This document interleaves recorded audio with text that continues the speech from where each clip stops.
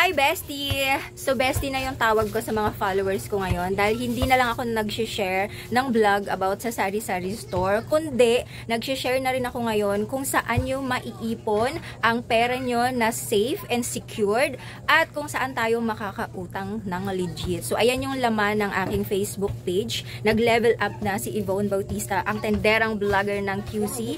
Ano na ako, minsan financial coach na din. And eto na nga, alam nyo, meron ako na-discover ngayon. Dati ayaw kong nagtatry ng mga ganito. Pero dahil nalaman kong mga legit din yung mga ganitong klaseng app, so gusto ko ring i-share sa inyo para makatulong dahil personal ko siyang na-experience. So pwesto ko lang muna ang aking cellphone ng maayos para makapagkwentuhan tayo ng bonggang-bongga. So, ayun na nga, kwentuhan time muna tayo ha. Sa mga loyal viewers ko, alam nyo na nagpa-process ako ng annulment. And recently lang, tumawag yung lawyer ko, kailangan daw namin mag-add ng psychiatrist. And that's worth 50,000 pesos. Alam nyo kasi, ang acceptance fee ng lawyer ay installment. So, yun yung pinag-iipunan ko ngayon. And dahil nga may biglang dagdag na 50,000, sabi ko, wait lang attorney kasi gagawan ko muna siya ng paraan. Ayokong manghiram sa kamag-anak dahil ayokong makaistorbo. Gusto ko pag may kailangan ako, ginagawan ko ng paraan. Kaya alam nyo yan, napakarami kong racket ngayon.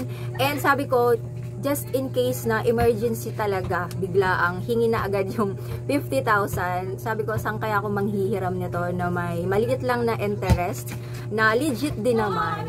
So ayun, itong app na to, palagi siyang dumadaan sa newsfeed ko. Kaya sabi ko, try ko nga siya. Pero bago ako nag-click ng link, ni-research ko muna siya, pinag-aralan ko muna, nanood ako ng mga tutorial, ng mga videos and reviews about sa kanya. So, at first, masasabi kong medyo skeptical talaga ako dahil kilala nyo ako, hindi ako sanay sa ganito, hindi ako mahilig mangutang talaga, pero dahil emergency nga, sabi ko, try ko kung okay ba siya, kung mababa ba yung interest niya, at syempre kung legit ba siya.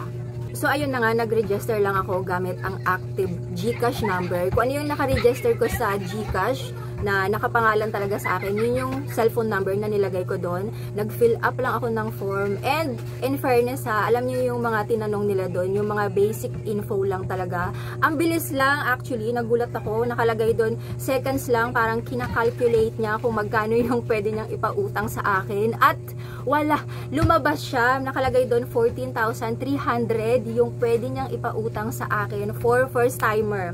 First time ko kay Mabilis Cash, guys. Actually, medyo nagulat ako sa laki ng loan amount na binigay nila sa akin for the first time ha. Imagine mo kasi walang collateral, walang kung ano-anong documents na hiningi, valid government issued ID lang, all online, paperless pa, kaya napaka-convenient talaga niya. And right after na ma-approve ako, diretso na kaagad yung pera sa GCash account ko. Walang waiting game. Kaya sabi ko, oh, legit nga talaga siya at talagang Mabilis Cash. And take note ha, mas maganda pala na kung yung na-register yung number, yung GCash account nyo rin, kung ano yung naka-register sa GCash nyo, yun yung ilagay nyong cellphone number para mabilis pumasok yung niloan yung amount.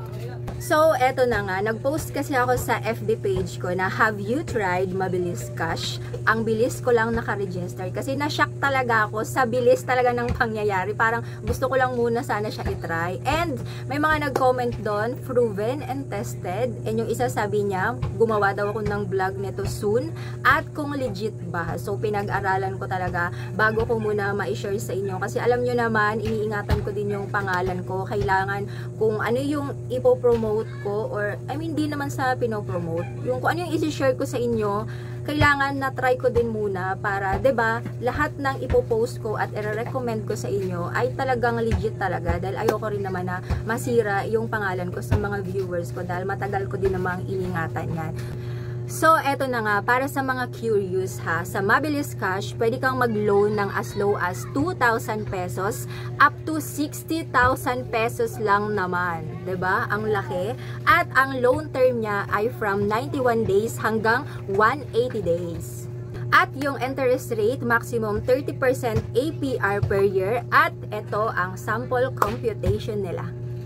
Okay, let's say tulad ko, umutang ka rin ng 10,000 pesos for 91 days. Ang total fee nun ay 498 pesos. Tapos, my first installment, interest free. Free ha na 166 pesos. So, ang total na lang na babayaran mo ay 10,332 divided into 3 months. So, that's 3,444 pesos na lang per month. And ang maganda sa kanila, zero transaction fee, walang applicable tax like DST or GRT, transparent sila sa charges, kaya wala kang ikakagulat. So, bakit ko siya nagustuhan? High loan amount, pwedeng umabot ng 60,000 pesos, lalo na kapag consistent kang nagbabayad on time. Fast payout, as in minutes lang, nasa GCash or bank account mo na. Low rates, like I said, mababa lang ang daily cost, around 3 pesos per day lang sa 10,000 pesos na loan. At longer payment terms, pwede up to 12 months.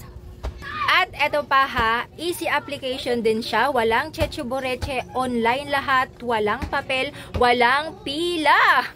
At dahil ni-research ko talaga sila for our peace of mind, na legit talaga, ang Mabilis Cash ay developed by Mali Lending Corp. Naka-register sila sa SEC with registration number and certificate of authority number.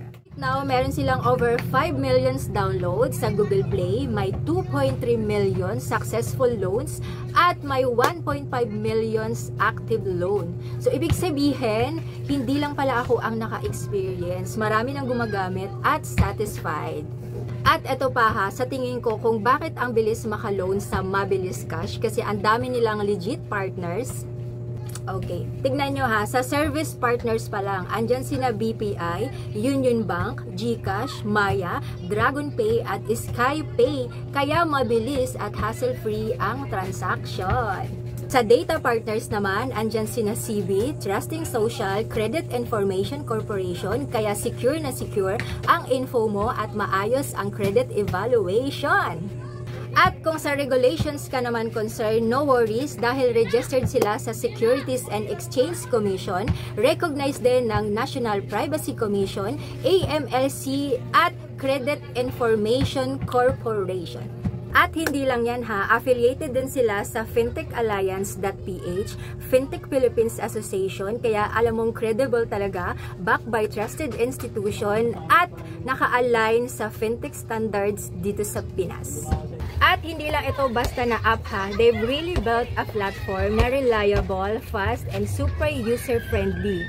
Ang goal talaga ng Mabilis Cash is to make financial services more accessible sa mga taong walang time or yung walang access sa traditional banks. So, ayun na yung mga na-research ko, bestie. Legit na legit. Nakatulong siya sa akin at baka makatulong din siya sa inyo. Pero reminder lang ha, utang is a responsibility. So, dapat magbayad on time. Kaya kung ikaw, kailangan mo talaga ng mabilis, simple at walang hassle na loan, Mabilis Cash work for me, kaya baka pwede rin sa inyo. Okay? Thanks for listening sa kwento ko. If you have questions, drop them sa comments. Sasagutin ko yan based sa naging experience ko.